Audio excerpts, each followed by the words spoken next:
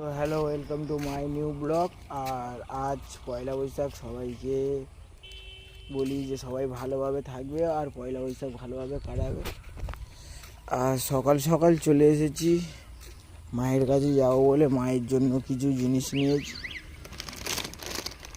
মায়ের জন্য শাড়ি, গহনা আছে। আর ওই সে দূরে একটা মাঠের পরে দেখা যায় মায়ের বাড়ি। আর বাবা একসাথেই আছে, দুজনেরই বাড়ি ওখানটায়।